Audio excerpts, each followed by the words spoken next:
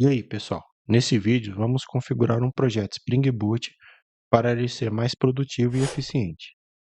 Vamos usar duas ferramentas que são um divisor de águas no desenvolvimento. Uma delas é o Lombok, para reduzir o código repetitivo, e o MapStruct, para automatizar a conversão entre objetos. Preparados? Vamos lá? O primeiro passo vai ser criar um projeto Spring Boot normal. Para isso, eu vou usar o start.spring.io e vou criar a minha aplicação a partir daqui. Eu vou usar o gerenciador de dependências, o Maven mesmo. A linguagem vai ser Java. A última versão disponível LTS do Spring, que é a 3.5.4. Você use a versão mais atualizada, se já tiver alguma disponível. E vamos setar o nosso grupo aqui. O nome do artefato vai ser exemplo. Bom, o tipo de empacotamento vai ser jar e eu vou usar o Java 21. Eu já vou adicionar algumas dependências aqui para facilitar o meu projeto. Uma delas vai ser o web, porque a gente vai fazer uma pequena API em web para testar a integração dessas bibliotecas, e o DevTools. Eu posso acrescentar já o Lombok aqui mesmo, para facilitar. Agora, nós vamos gerar esta aplicação aqui. Vou gerar, fazer o download e vou extrair ela para uma pasta de trabalho minha. Está aqui. Agora eu posso importar ela na minha IDE para começar a fazer a configuração. Eu vou usar o IntelliJ. Você pode usar a IDE de sua preferência. Agora que importamos o projeto, notem que é um projeto Spring Boot tradicional. Eu vou só limpar aqui. Veja que aqui não temos nenhum código por enquanto. Só a classe de start do Spring. E nós vamos startar essa aplicação uma vez para entender se ela está funcionando sem nenhum erro. Para isso aqui, como eu estou usando o IntelliJ, eu vou configurar como é que ele vai dar a partida na minha aplicação. Então, vou colocar aqui que é uma aplicação Java.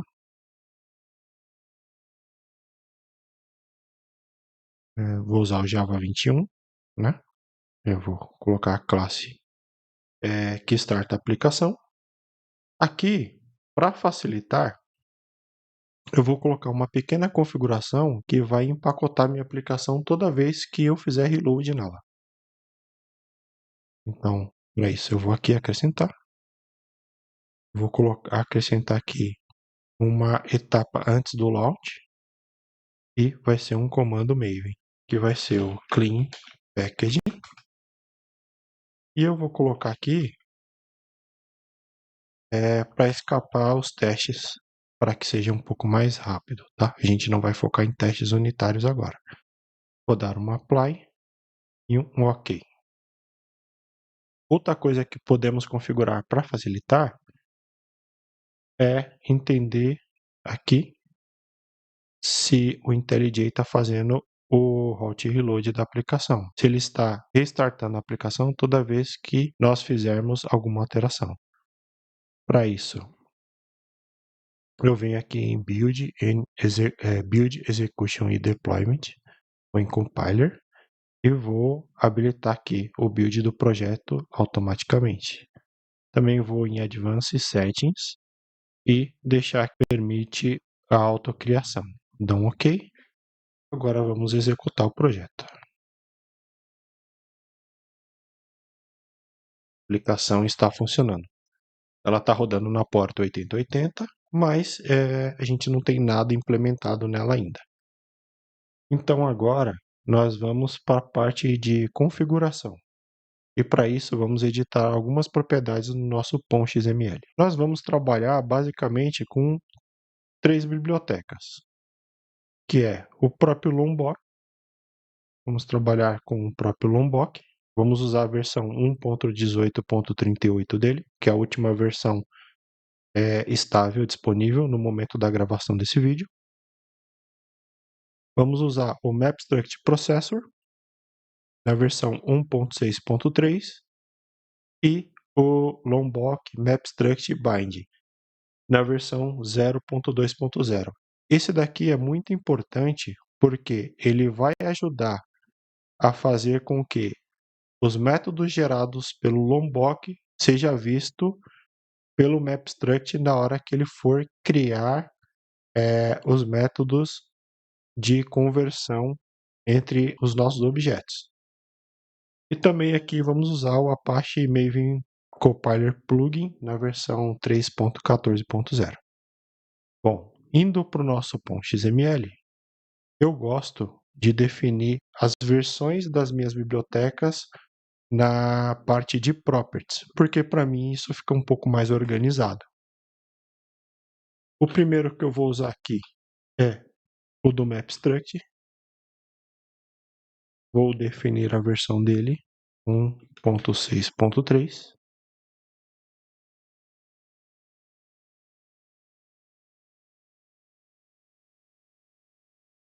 O do Lombok, que é 1.18.32.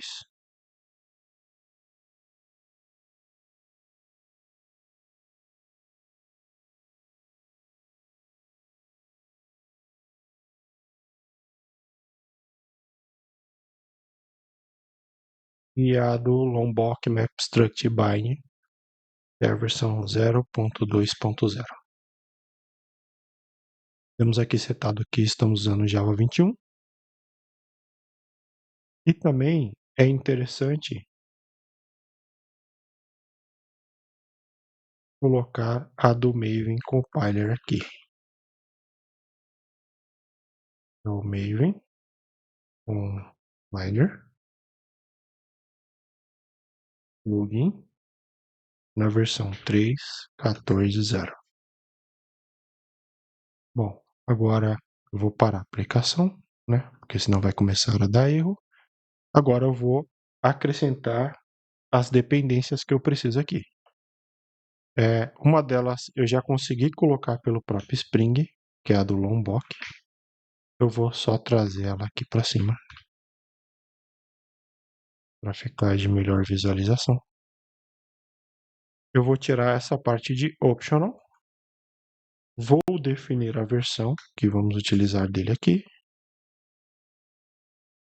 E também vou definir o scope como provider.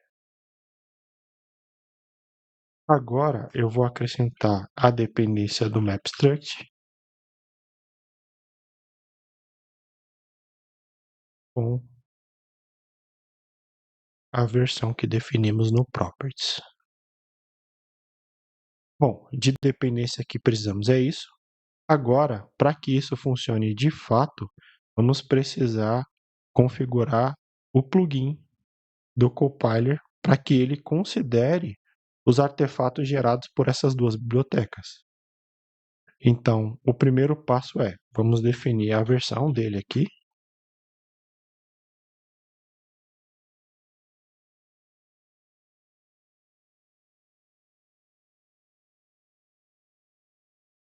Na parte de configuração, vamos definir a versão do Java que estamos usando, que é a mesma que está ali no application, no properties. E agora vamos configurar os annotations processors paths. O primeiro deles vai ser o Lombok mesmo. Eu só vou deixar bem definida a versão dele.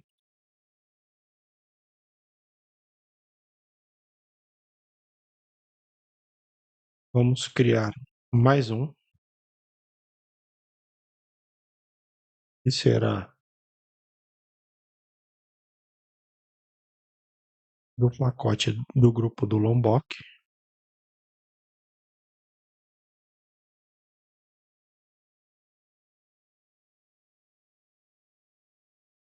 É o Lombok.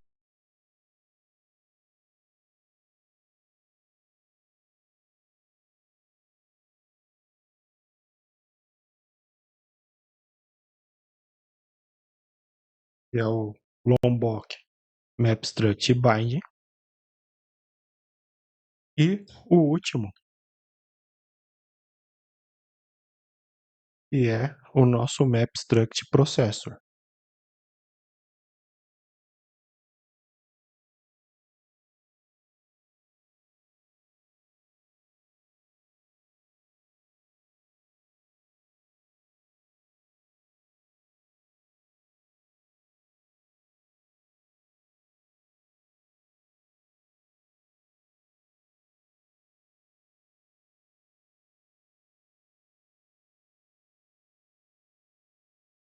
Usando a mesma versão do MapStruct. Agora, o que acontece? Como estamos no ambiente Spring Boot, vamos colocar uma configuração a mais para que as classes geradas pelo MapStruct sejam injetadas utilizando os beans do Spring, para que a gente tenha uma injeção de dependência automática. Para isso, só precisamos fazer uma configuração aqui, que é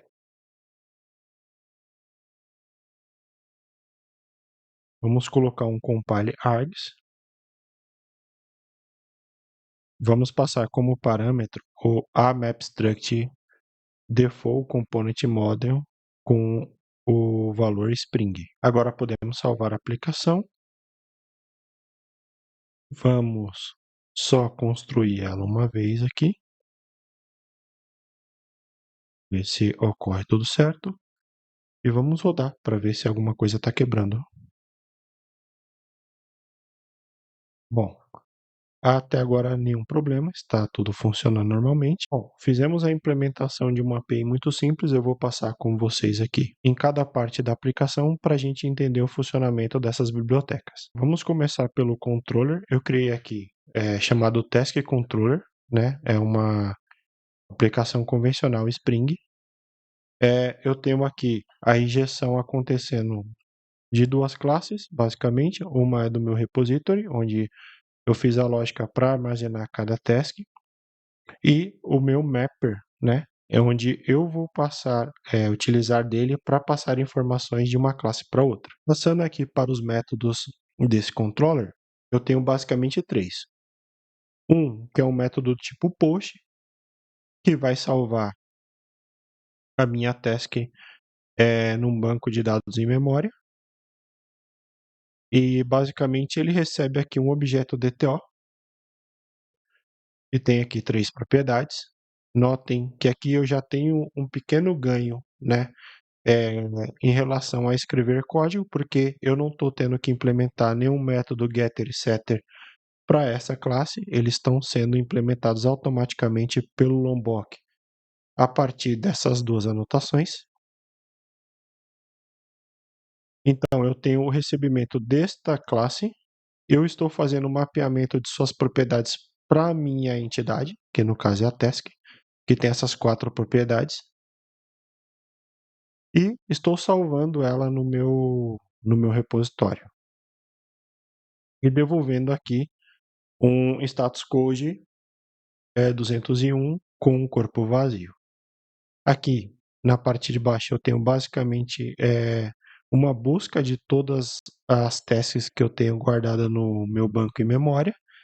Como eu tenho a resposta do meu list all aqui, ele é uma lista de tasks, eu posso utilizar o string do próprio Java e passar um método para que ele faça a conversão de uma classe para outra, devolvendo, no final das contas, uma outra lista. Então, eu tenho aqui como resposta uma lista de entidades e eu estou já fazendo a conversão automática para uma lista de DTO, que é o meu DTO de response. Aqui ele tem as quatro propriedades da minha entidade e também os métodos dele são gerados através das anotações do Lombok. Aqui embaixo também, basicamente, um método em que eu busco por um identificador no banco. Estou usando o mesmo mapper para transformar o resultado ali, que seria uma entidade, no meu DTO e devolvendo a resposta. Vou passar com vocês rapidamente aqui pelo repository, só para vocês verem que é uma implementação muito simples. só para fins demonstrativos mesmo, né? Eu tenho aqui basicamente uma lista que eu estou guardando essas tasks, né? Essas entidades, e fazendo aqui a gestão dessa lista para gravar mais informações e devolver informações. Nada muito complicado. Agora o grande segredo está aqui, no meu Mapper, né? Se eu clicar aqui, vocês vão notar que eu tenho basicamente duas assinaturas de método aqui, onde eu passo informações do meu DTO para a minha entidade e da minha entidade para o meu DTO. Eu só precisei fazer uma anotação dessa interface com @mapper. Como eu já fiz aquela configuração no meu POM, eu não preciso passar qual que é o componente responsável pela injeção de dependência, o Spring já vai entender. E ele basicamente, o MapStruct vai gerar a classe que implementa esses métodos dessa interface para mim. Agora, vamos fazer um teste dessa aplicação e ver como ela está se comportando. Eu vou executar aqui a minha aplicação. Bom, ela está de pé. Eu vou listar aqui. Listei, não tenho task nenhuma no banco. Vou criar uma. Bom, criei, devolveu o status code 201. Agora vamos listar novamente e ver se tem essa informação no banco. Notem que cada propriedade está aqui. Eu poderia criar uma segunda, passando informações diferentes e listar aqui. E vocês veem que a passagem de informações entre o DTO e a entidade está acontecendo, né? Tem um outro método aqui que eu criei, que seria só para buscar uma única. Vamos testar também.